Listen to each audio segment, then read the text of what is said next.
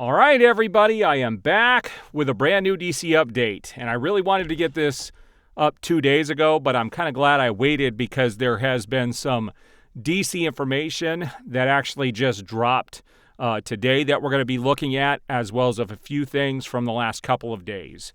And so let's jump into this today.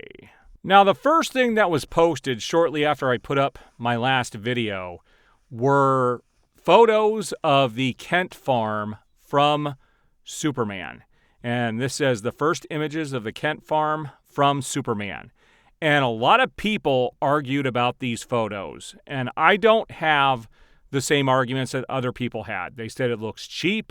Why is it not a 2-story and more in line with what they did with something like Smallville or the Kent farm in Superman and Lois, or like what they did in Smallville? And I don't think it needs to be the same as that. It just doesn't. In fact, I actually like the real look of this, as long as in the film it looks like this.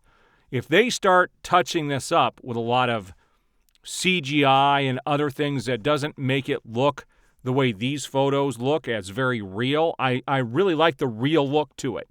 And if they can keep that look, that's fine. But if they start messing with it, yes, I will jump in the camp with the other individuals that maybe they needed to do something different with it. But we'll see what the representation of this is when the film actually gets released. Also, Zack Snyder had posted this photo from Batman vs. Superman. This is when they were filming, when Superman had been dead and the streets were kind of, closed off. And so he's still posting stuff.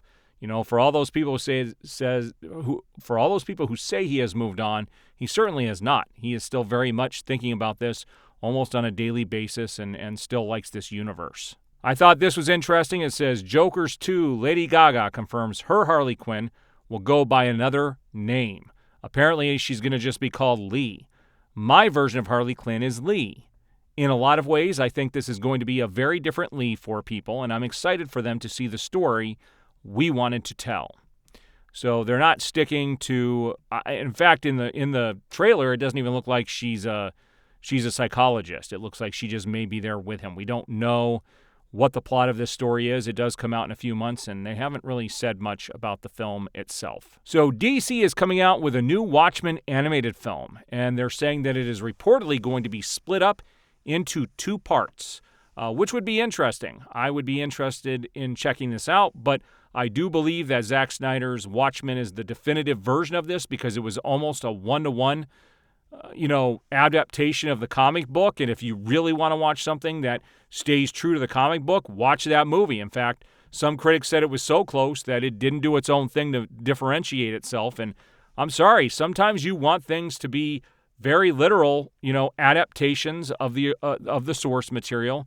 And his Watchmen movie was exactly that. But I will still check out the animated movie when it does get released.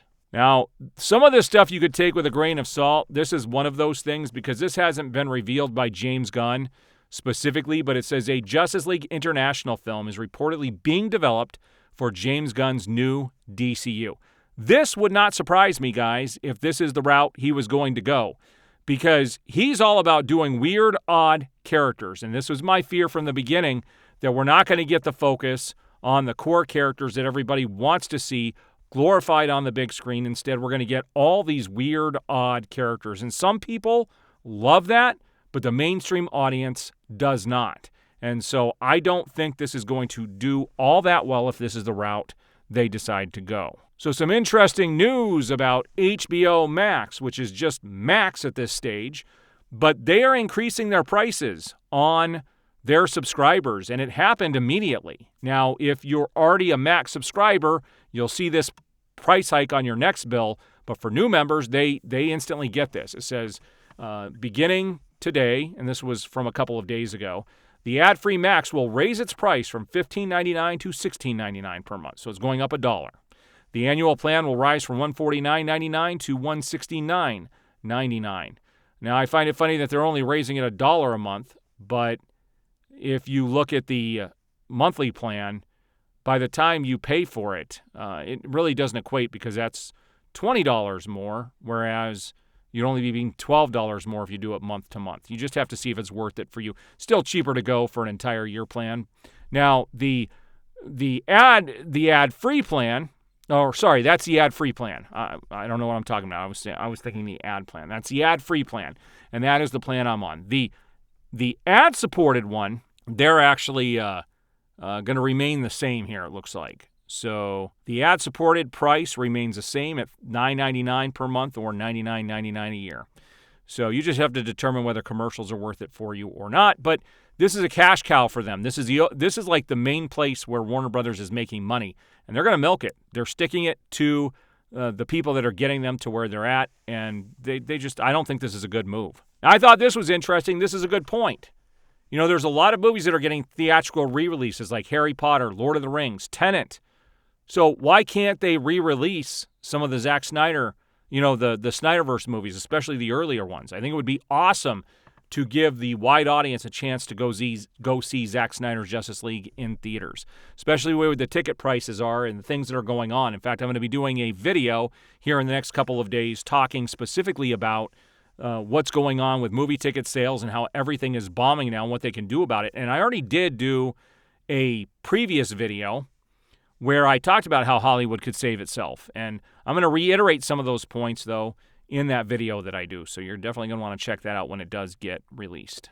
So this is also something you want to take with a grain of salt. This has not been confirmed, but it says Hush will reportedly be the main villain of The Batman Part 2, which I think is a big mistake. It's too early in his career to be able to bring in someone like Hush. It doesn't make sense, but we'll see when it actually gets released and what is cooking. But there also needs to be major growth in that character, and I've talked about that many times. I find The Batman to be an extremely flawed movie that had just too many flaws for my liking. But we'll see when the second movie comes out, but I'd rather see this than anything James Gunn is doing. Here was the big news of the morning. According to Nexus Point News, Lanterns is eyeing to shoot in Q1 of 2025 in the UK. DC Studios is searching for a Hal Jordan between 43 and 49. That doesn't jive with a young Superman and some of these other characters, but, whatever.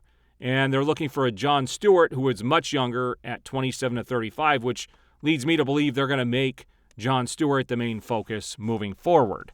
There's this thing in Hollywood where they've got to get away from the white male lead, and I have a feeling that's probably what they're going to do in this scenario as well, and kind of push Hal Jordan to the side, but we'll see what happens when that show gets released. For those who didn't know, I actually purchased these earlier today. McFarlane Toys has the new wave of the new Batman adventures coming out next month. You've got the Joker with his two hyenas. You've got Bane, you've got Catwoman, and you have Nightwing from the new Batman adventures. So definitely go pre-order those now. If you go to the McFarlane Toys website, they have a link to all the different places where you can pre-order these. I will be happy to add these to my collection. Now, this is pretty funny. There's a lot of people out there who say that Netflix is going to be done with Rebel Moon, that they're not happy with Zack Snyder's performance. And this comes from Looper, and this is a Zack Snyder quote. It says, I keep telling Netflix that we need to go ahead and do some more Army of the Dead, and they keep encouraging me to make more Rebel Moon movies. But I feel like this Army universe is really very rich and fun, and zombies never go out of style, so it just feels like a no-brainer to me. So it's kind of funny for everyone who said that Netflix was a bomb for them, that Rebel Moon was, when it certainly wasn't. And I've already told people, when you look at the numbers that they require for a movie versus the cost to be a success based on the streams, they already reached that with the first film. And they still have, so everything that the second film did was just icing on the cake. And then we've got the other two versions that are not adding to the cost that will be coming out probably in August. It's just extra views. And for them, it's all icing on the cake. So it was not a bomb for them. It actually did quite well. This is also something else that just dropped, that James Gunn's Superman adds Saturday Night Live actor Beck Bennett. The movie is currently shooting in Atlanta, and we're going to see what character he is going to be playing. Steve Lombard. Now, I'm not 100% familiar with this character because I do not read Superman comics, so I am not 100% familiar with who this character is. So if anybody wants to chime in below and give me kind of synopsis of who this character is, but he is going to play James Gunn confirmed this, will play Steve Lombard in Superman. All right, guys, so what do you think about the DC news of Green Lantern? What do you think about the news for the Superman film and the casting of a Saturday Night Live character or personality? Everything to me is just, everything looks cheap. It just seems like they're doing everything on a budget and nothing is... I just don't think this is going to be up my alley. We'll see when it gets released. These things end up coming to fruition, but everything is still riding on Superman. And if you noticed, the Green Lantern show is not going to be filming for almost like 9 months. And because of that, they're going to wait until Superman comes out. Probably, well, I take that back. That will actually start filming before Superman comes out. So I figured they were going to wait until Superman comes out to kind of test the waters. But yeah, I'm glad it's a Green Lantern project, and I'm definitely going to check it out, but I don't like the writers. I don't like the age of Hal Jordan. I'm not jiving with a lot of the decisions they're making at all as a fan. So we're going to see where they go with this in the future. All right, guys, if you stick to my channel, I'll be bringing you guys all the DC news moving forward. I do appreciate the support. We will see you on the next video.